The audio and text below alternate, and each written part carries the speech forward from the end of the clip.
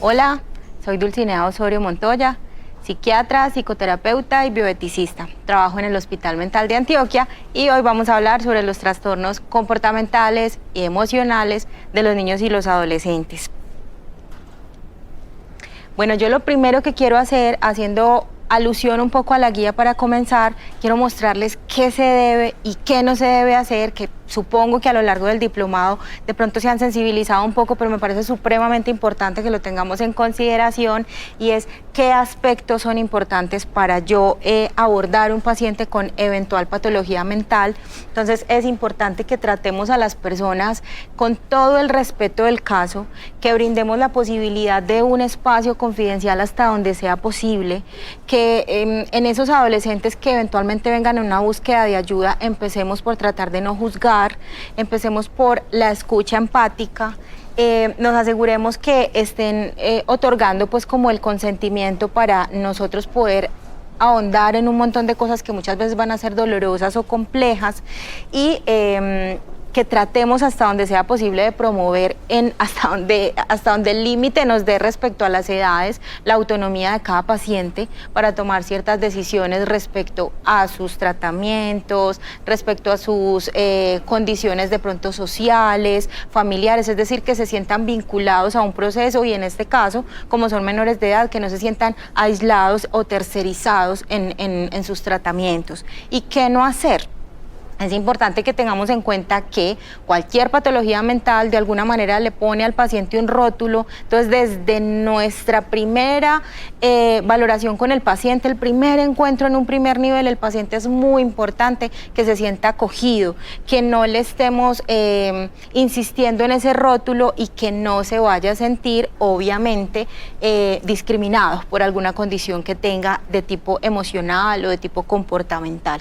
No pasar por alto las prioridades y los deseos de nuestros pacientes, y muchas veces en estos casos específicamente de la familia, y no tomar decisiones en nombre del paciente porque está en una posición de vulnerabilidad. Un menor de edad o un paciente con algún tipo de alteración mental, por supuesto que va a estar en un contexto y en un escenario muchísimo más vulnerable.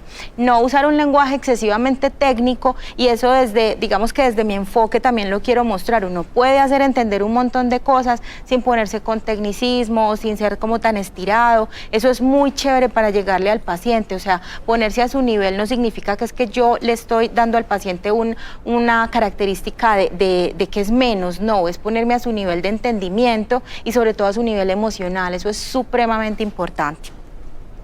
Bueno, estamos con un grupo de población especial, obviamente teniendo en consideración las divisiones de la guía, y esto hace que nosotros tengamos como varios escenarios cuando el paciente, en este caso un menor de edad, que por supuesto en la mayoría de los casos va a venir y ojalá debe venir en compañía de un adulto que esté a su cargo. Entonces vamos a investigar por posible exposición a factores adversos, que esa persona esté viviendo en este momento un contexto de violencia, un contexto de negligencia, y que todo eso pueda estar influyendo en sintomatología que traiga. Vamos a evaluar las necesidades del cuidador. Eso es súper importante, porque entonces decimos, este niño es el paciente, y hablando de este niño, yo les voy a hablar a lo largo de la charla de Nicolás. Entonces hoy el pobre Nico va a estar enfermo de todo, porque no quiero el niño, la niña, entonces hoy es Nico, para que nos entendamos más bacano.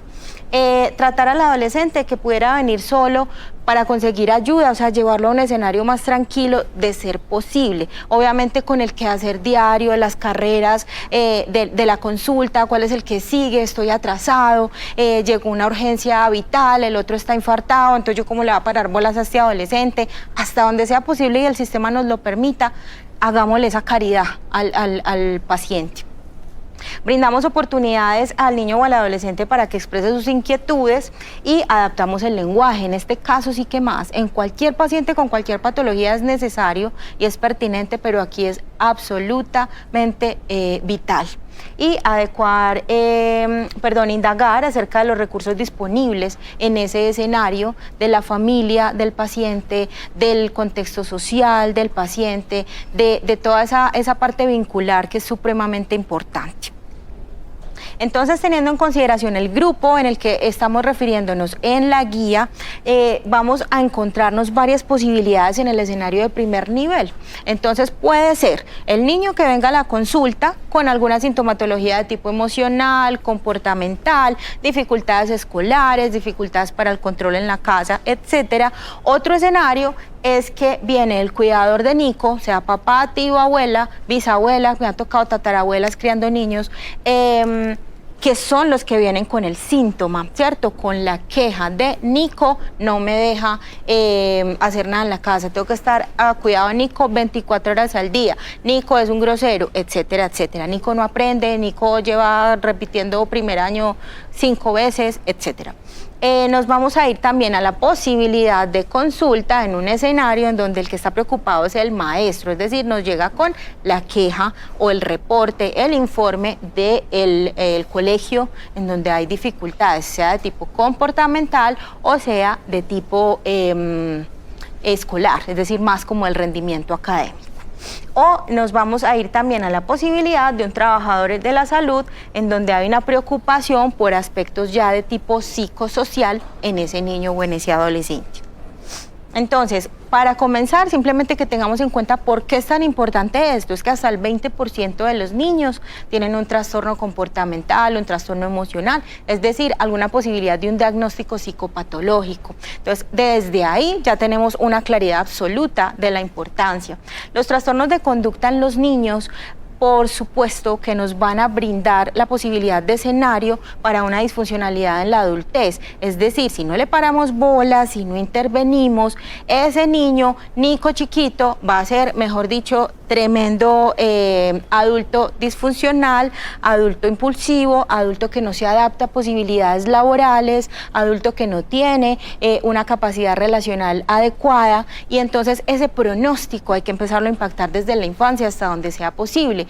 Y son ustedes en el primer nivel quienes de entrada tienen esa posibilidad, es decir, tratemos de buscar o por lo menos de encontrar o de llegar como a esa posibilidad de identificar los pacientes que vayan a necesitar este tipo de intervenciones, como vamos a ver ahorita, para que desde ahí vayamos impactando en ese pronóstico. El suicidio es la tercera causa de mortalidad en la adolescencia, entonces esto es una vaina brutal a la que hay que tenerle consideración, y cada vez más, o sea, las cifras son alarmantes, por muchos escenarios, ¿cierto?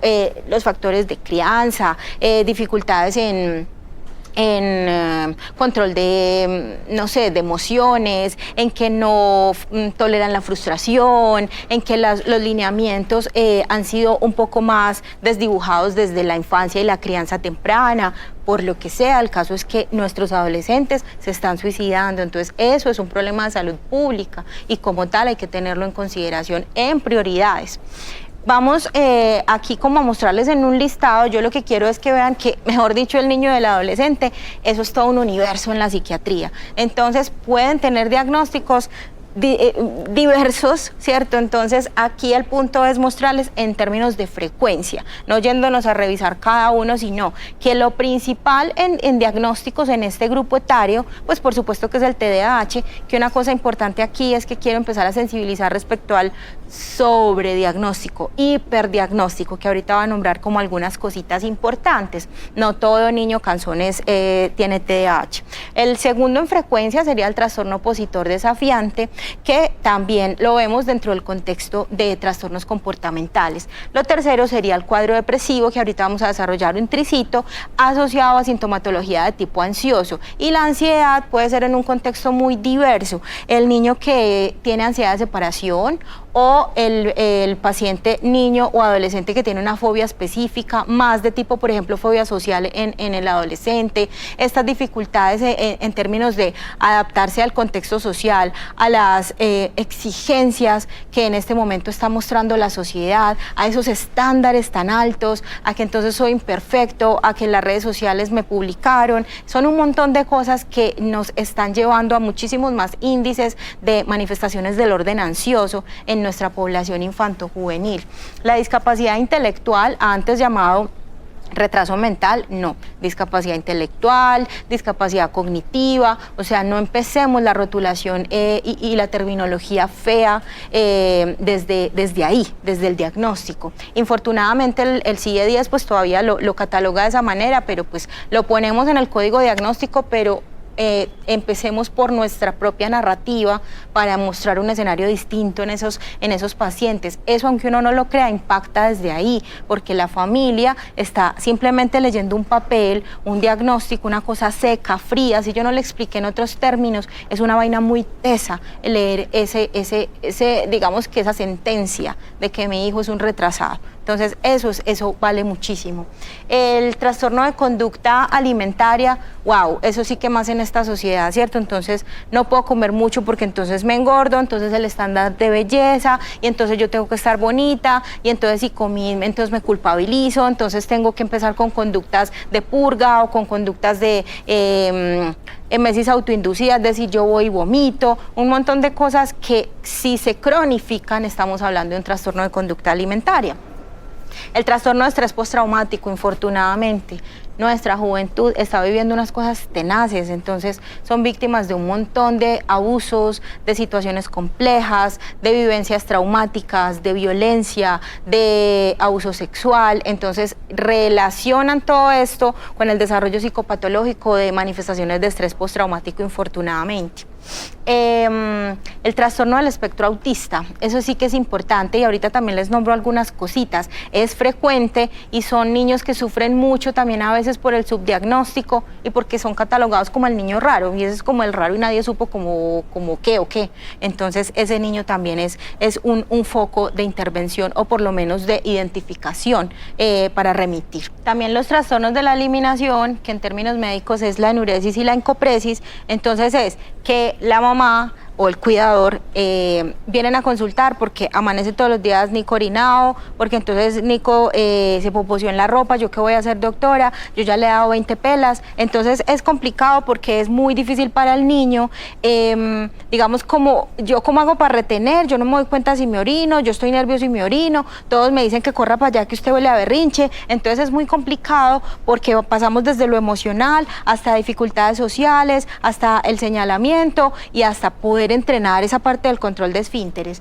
El trastorno afectivo bipolar, que si bien lo pondríamos de penúltimo en este listado, no significa que sea infrecuente. Estamos en una zona de altísima incidencia de trastorno afectivo bipolar. Somos en el Viejo Caldas una zona de bastante prevalencia de esto, entonces no significa que no vaya a empezar en la infancia, lo que pasa es que es un escenario pues que en este momento no va al caso, pero es bastante importante tenerlo por ahí en algún momento de consideración. Y finalmente la esquizofrenia, si bien uno piensa, no, esto es del adulto, claramente es más desde la adultez temprana que se empieza a diagnosticar, pero eso no significa que si uno hace una evaluación retrospectiva, el niño no haya tenido unas manifestaciones de algo discientes de ese espectro esquizofreniforme desde una infancia más temprana. Vamos a hacer un panorama breve, entonces tenemos que de entrada vamos a evaluar el desarrollo de ese niño, vamos a considerar si hay problemas en falta de atención o exceso de actividad, que lo evaluamos un poquito más ahorita, vamos a indagar si hay problemas emocionales, vamos a tener en consideración alteraciones comportamentales, específicamente ahorita determinamos también eso, pues porque igual Pepito o María pues pueden ser berrinchudos, pero aquí vamos a hablar es de Nico, que es el problemático. Posible presencia de otros trastornos, no sé, consumo de sustancias, riesgo de suicidio, otras manifestaciones que no nos encajen dentro de las posibilidades macro de la guía, y evaluar el entorno doméstico y escolar, vital, súper importante. A veces simplemente el niño es el síntoma, pero la enfermedad es la familia, la casa, la sociedad, entonces nos enfocamos solo en ese síntoma y no en el diagnóstico. Bueno, aquí esto es súper pesado y simplemente se los quería mostrar, es precisamente para que sientan ese efecto visual de que digamos, de manifestaciones clínicas en psiquiatría infantil, eso es un mundo grande. Entonces, es la manifestación de cualquier característica que nos vaya mostrando hacia el punto psicopatológico, y puede ser el niño que constantemente está con dificultades comportamentales, el niño que tiene la queja todo el tiempo, que es que Nico me pierde el año, que es que Nico no aprende, que es que Nico no se queda quieto, que es que Nico es grosero, que es que Nico me tiró, que es que Nico le pegó al vecino, o que hay dificultades, no creció, que es que Nico, no sé, se mantiene pálido, véalo ahí todo entelerido. Entonces, teniendo en consideración todo eso, uno va mostrando posibilidades de escenario, sobre todo para que nos generemos la posibilidad de determinar dónde está el riesgo. Es simplemente eso, para que en el primer nivel tengamos esa posibilidad. El niño que llegó al programa de PIP, entonces enfermería le está haciendo esa valoración de crecimiento y desarrollo, el niño que por alguna posibilidad respecto a programas, por ejemplo, de promoción y prevención, llegó a una intervención de psicología, llegó a un grupo de pronto psicosocial, todo este escenario de medicina general también, de qué sé yo, llegó porque se fracturó, pero entonces estamos viendo qué más puede haber ahí detrás. Entonces todo esto es para que vean que es una cantidad de síntomas abrumadora, pero nosotros tenemos la tarea pues de poderlos ir encasillando. Simplemente aquí el mensaje es para que podamos identificar y vayamos impactando en el pronóstico. Entonces, lo primero es evaluar los trastornos del desarrollo. Entonces, cuando Nico no caminó a la edad que caminó el otro hijo de la familia, cuando Nico no gateó a la edad que caminó el hijo del vecino, cuando Nico tiene problemas para pronunciar palabras, cuando empezó y perdió primero, segundo, tercero, o cuando Nico, oíste, ¿por qué no le gusta salir a jugar? O, por ejemplo, Nico deja los tenis limpios todo el tiempo. Ese es el niño raro, el que no gasta tenis, es el que hay para bolas. Entonces, ese niño no socializa, ese niño tiene unos gustos supremamente limitados y específicos. Nico tiene una rigidez cognitiva muy marcada, ¿y eso qué significa? Que no le pueden cambiar ciertos contextos, ciertos escenarios y ciertas rutinas, eso lo altera. Nico tiene dificultades en socializar con amiguitos, con los familiares, Nico tiene dificultades en ese relacionamiento o en esa bidireccionalidad que tenemos en el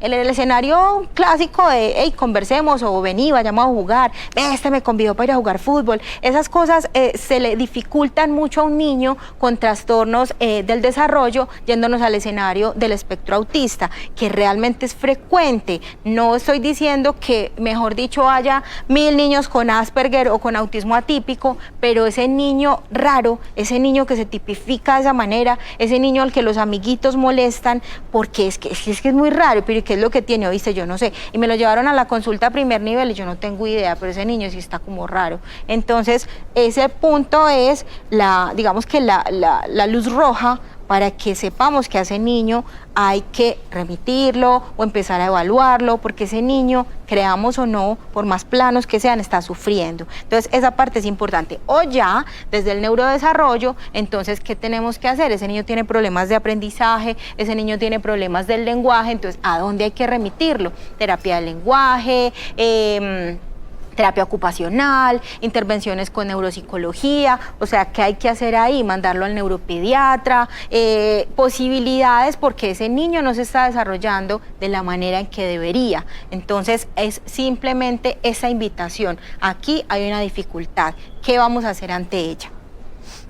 Aquí entonces el punto es orientar respecto a los pasos a seguir, orientar a la familia, psicoeducar, eso es brutalmente importante y eso impacta muchísimo. Resolvamos dudas, la familia está llena de miedos, o sea, yo sé que mi muchachito no está normal, pero entonces yo tengo un montón de dudas, pero a mí me da como pena preguntarle a los doctores, me va a decir pues como que tan bruta, que si el niño es bobito, entonces será que yo también porque no entiendo. Eso es muy complejo y fue una familia entender el diagnóstico y sobre todo dimensionar ese pronóstico de ese niño es muy teso. Entonces esa parte psicoeducativa y esa parte de lo que nosotros llamamos holding, es decir, explíquele y entienda y en términos figurados abrácelo, es muy importante, eso impacta muchísimo, porque los diagnósticos en un papel, el CIE-10, retraso mental, eso es un golpe durísimo. Entonces, informarlo en términos de discapacidad cognitiva, de problemas de aprendizaje, suaviza un poquito, yo no le estoy diciendo mentiras, pero le informo de una manera no tan peyorativa, por decirlo de alguna manera. Ofrecer entonces formación respecto a lo que sea factible en ese escenario, en ese contexto, en ese mundo, y pues no empezar un manejo farmacológico con miras a solucionar lo que infortunadamente no tiene posibilidad de solución en la parte cognitiva, no necesariamente en términos rehabilitatorios. Ahí es donde empieza digamos, la evaluación de yo qué hago con este niño, para dónde cojo con él. A veces les digo que provoca coger el monte y se los digo que a todos nos puede pasar, pero ¿qué hago con ese niño para ayudarle? ¿Cierto? Para impactar en su pronóstico de vida. Lo segundo es detectar el niño con problemas de hiperactividad o el niño inatento. Entonces aquí una cosa súper importante, todo niño no va a poner cuidado en clases de 2 horas, 3 horas o jornadas de 8 horas, todo niño. El que ponga cuidado las 8 horas, ese es el que necesita más atención, es el que necesita consulta. Entonces, aquí un punto es que el niño se fatiga muchísimo más que el adulto. O sea, si los adultos en una conferencia de 1 hora, a los 20 minutos ya estamos, ¿será que miro el celular? ¿A qué le está comiendo uñas? No sé, este lo llamó, este se durmió, este cabeció, más un niño. Entonces, eso es importante contextualizarlo, porque por eso es que se sobrediagnostica el TDAH, es que este niño no pone cuidado, pero venga, ¿en qué condiciones? ¿Bajo qué circunstancias? ¿En qué escenario? ¿Cuál es el contexto para que usted me sustente que ese niño tiene esa problemática? Cuando hay una dificultad en términos de motivación, o sea, aquí el punto es motivacional, vemos una diferencia importante, porque los papás, venga doctora, pero entonces Nico, ¿por qué si se concentra en el Xbox? O sea, usted mejor dicho, ese niño no espabila, doctora. Entonces, aquí el punto es de motivación, porque se mueven estructuras cerebrales completamente distintas, o sea, es otra cosa. Entonces, como el niño se le está forzando a ciertos aspectos académicos que no se le facilitan o que no son de su gusto completo, entonces la motivación ahí no está encendida, esas partes cerebrales no están, y por eso a veces el niño empieza a ser aversivo con lo escolar, porque lo empieza a dar como un castigo, te sentás a hacer tareas que hubo pues. Entonces esa parte motivacional hay que jugar mucho con ella, y eso enseñárselo a los papás es importante. El niño hiperactivo, entonces, ¿qué hacemos ahí con el niño hiperkinético en términos médicos? Se mueve, mejor dicho, ese Nico escala paredes. Eso es distinto al niño inquieto. Todos los niños son inquietos, todos los niños se mueven, todos los niños gritan, hacen bulla, es lo habitual, o sea, es la infancia y hay que dejarlos vivir ese periodo, ese desarrollo normal de su escenario evolutivo. Ya diferente es que incluso yo le digo, Nico, vamos a quedarnos aquí un momentico, estoy hablando de minutos, y Nico no es capaz. Incluso Nico dice, ay, mamá, yo quisiera poderme quedar quieto, yo le quiero hacer caso, pero entonces Nico se tiene que empezar a mover incluso en la silla, y eso se hace realmente insoportable para los papás y para los docentes, de verdad que es complicado. Entonces, ya estando en esos escenarios, es brindar orientación de las posibilidades diagnósticas, ¿cierto? Ponerse en contacto con los recursos disponibles en ese momento, evaluar si es que el niño está inquieto porque está mostrando una característica comportamental en un escenario emocional, es decir, está mostrando el síntoma en términos de conducta, pero lo que tiene es en su lenguaje la necesidad de expresar una problemática social, familiar, económica, vivencial. Entonces eso también es importante evaluarlo. Ya en la parte de trastornos conductuales, simplemente aquí quiero mostrarles la guía para ir conversando. Obviamente son imágenes de los algoritmos prolongadas que no vamos a desarrollar, pues para eso tendrán tiempo de leerlo.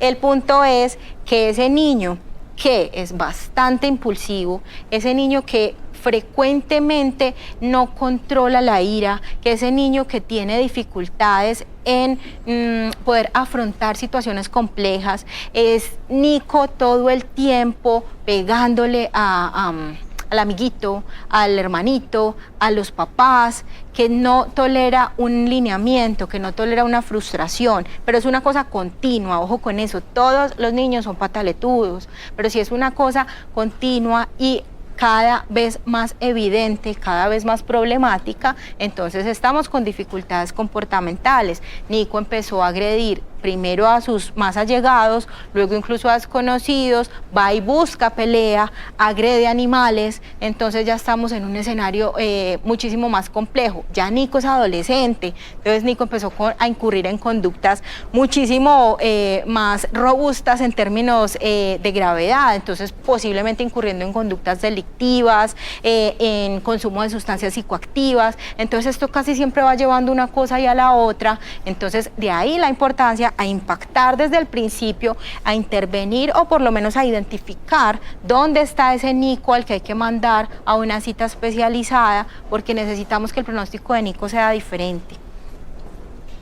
Aquí entonces en el TDAH es lo mismo, brindemos orientación, psicoeduquemos, pongámonos en contacto con docentes o en el escenario escolar, busquemos la posibilidad de que nos manden qué sé yo, informaciones o reportes que yo le pueda decir al docente a través de la historia clínica o de un comunicado, intercambiemos información para determinar si a Nico hay que remitirlo a un especialista, miremos cómo está todo ese escenario para mirar si hay intervenciones a efectuar o en definitiva yo considero que eventualmente Nico va a necesitar un tratamiento de primera línea, obviamente estaría el metilfenidato, pero no estamos hablando en este momento de intervención farmacológica, sino yo en ese puesto de salud, en ese primer nivel, ¿qué voy a hacer con Nico que escala paredes o que no se concentra ni 2 segundos? ¿Qué hago con él? No es sinónimo de Ritalina, es sinónimo de primero evalúo cuál es el escenario, ¿qué hago? Hablo con la familia, le explico mis posibilidades diagnósticas y lo remito si eventualmente ese es el punto. Ya aquí para determinar los trastornos emocionales, esto es un escenario muy diverso y muy grande. La depresión y la ansiedad en los niños es todo un cuento distinto. No es un adulto chiquito sentándose a llorar, no. Un niño con depresión es un niño en donde le cambió completamente su funcionamiento de base. Entonces Nico era súper buen estudiante, Nico era sobresaliente y era súper dedicado en siempre estar de primero o de segundo. Nico va de décimo y no le importa. Nico perdió motivación, Nico está como alicaído, Nico está comiendo poquito, le encantaba el helado de chocolate y yo le ofrezco de chocolate con chantilly y le da lo mismo si es de fresa o no le doy helado. Nico se dormía súper fácil y ahorita está con mucha dificultad, casi pues que doctora, es que tengo que dar un palo para darle a este muchacho para que duerma. Eso es muy diciente porque es un cambio completamente rotundo respecto a cómo era Nico antes, porque hay niños con más demorados para dormir o no, niños más cansones para comer o no, pero si yo empiezo a reunir posibilidades, estoy viendo que hay algo que está aquí cambiando. Y otra cosa muy importante es que aparte que esté alicaído o eventualmente llorando, Nico empezó muy irritable. La irritabilidad es aquí como lo que nosotros llamamos el estándar de oro para determinar una posibilidad en términos emocionales. O sea, Nico fácilmente se emberraca. Eso no era así antes, ¿cierto? Todo niño puede ser irritable bajo ciertos escenarios o cuando le limito ciertas cosas, pero no de una manera tan continua. Eso es importante tenerlo en consideración. Aquí simplemente es que en todas las cosas, valga aquí pues decirlo dentro del escenario de lo emocional, pero en todas las manifestaciones clínicas de un niño o un adolescente, descartar posibilidades orgánicas. Y si estamos en un primer nivel, entonces que el colega médico general le haya dado la posibilidad de descartar alteraciones tiroideas, afectaciones en el hemograma, no sé, el niño está anémico, entonces no era que estuviera aburrido, sino que es que el pobre niño estaba súper anémico, tiene dificultades nutricionales, entonces todo eso desde un escenario inicial, valga la pena en este momento pues como recordarlo. Bueno, y entonces ya aquí para la parte de afectación emocional y conductual, el mismo punto y es psicoeduquemos, miremos dónde está esa situación que nos está prendiendo la luz roja, dónde está la alarma, yo qué puedo hacer en este primer nivel, a mí qué es lo que no me cuadra. Y muchas veces yo sé que ese niño necesita algún tipo de intervención, o sea, a mí me trajeron a Nicolásito y Nico muy lindo y todo, muy colaborador en la consulta, pero con todo lo que me están diciendo, yo entendí que Nico necesita un manejo y que no tengo idea qué es lo que tiene. No se preocupen por eso. Ni siquiera nosotros a veces sabemos a lo largo de varias consultas cuál es el diagnóstico específico. En mi parecer, de entrada eso es lo de menos, porque yo no tengo que afanarme por rotular a un paciente, yo tengo que afanarme por mirar cuál es el síntoma inicial, cómo lo puedo empezar a intervenir y luego la evolución me irá diciendo qué hacer en psiquiatría. Y grábense eso, los diagnósticos son a lo largo del tiempo, o sea, no es una cosa transversal de hoy, o sea, hoy tengo que decir cuál es el diagnóstico y si fuera de eso yo no tengo ni idea cuál es, no pasa nada, simplemente con que nosotros nos sensibilicemos a que hay algo raro en ese niño, listo, de una, se fue, ¿qué hay que hacer? Determinar si existen otros trastornos, como les dije ahorita, venga, evaluémosles a todos, infortunadamente ya ahorita no importa la edad, o sea, vemos niños de 4, 5 años consumiendo sustancias psicoactivas, porque antes era como de, ay no, al abuelito yo no le voy a preguntar si es marihuanero, y aquí es como, yo cómo le voy a decir esas cosas a un niño de 5 años, no, antes le voy a dañar la cabeza. Infortunadamente, creemos que no, y sí, incluso nacen consumiendo, o sea, es una cosa inútero, y eso hay que tenerlo en consideración, porque el niño puede estar mostrando unos síntomas comportamentales, creemos que es hiperactivo, creemos que tiene un trastorno de conducta primario y está en otro escenario, está consumiendo, tiene un riesgo de suicidio, está siendo abusado y lo está manifestando a nivel comportamental. Son un montón de cosas que no necesariamente estén encasilladas en un diagnóstico específico, pero que ese niño a gritos, a su manera, digamos, en su narrativa, que puede ser muy extraña, que puede ser muy primaria, nos está pidiendo ayuda. Podemos pasar el escenario doméstico. Entonces, casi siempre, como les dije ahorita, el niño es el síntoma, pero la enfermedad es la casa. Y eso es infortunado, pero real, y es de todos los días. Entonces, no me gano yo mucho con vení Nico, sentémonos aquí a charlar, no sé, ese día no estoy atrasado en la consulta, pude dedicarle más tiempo, Nico me movió algo y yo quiero saber qué es lo que está mal en este niño.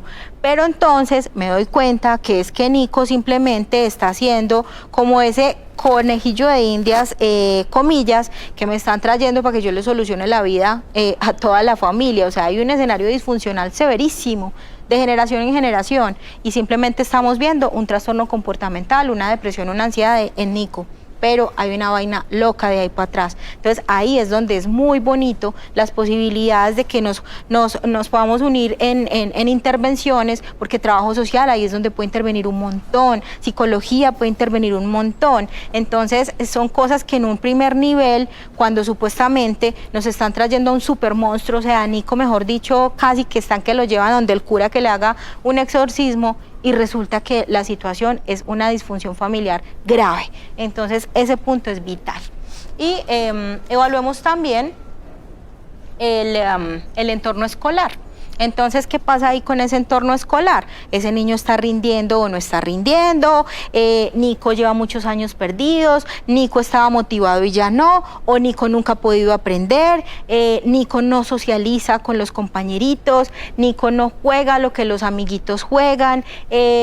¿Nico se queda todo el tiempo leyendo, qué sé yo, de las galaxias y de los dinosaurios y no va a ir a jugar y a hablar de, no sé, de Falcao, de James? Entonces, son escenarios muy diversos que podemos encontrar solo con saber cómo funciona Nico en el colegio. Entonces, esa parte es súper importante también.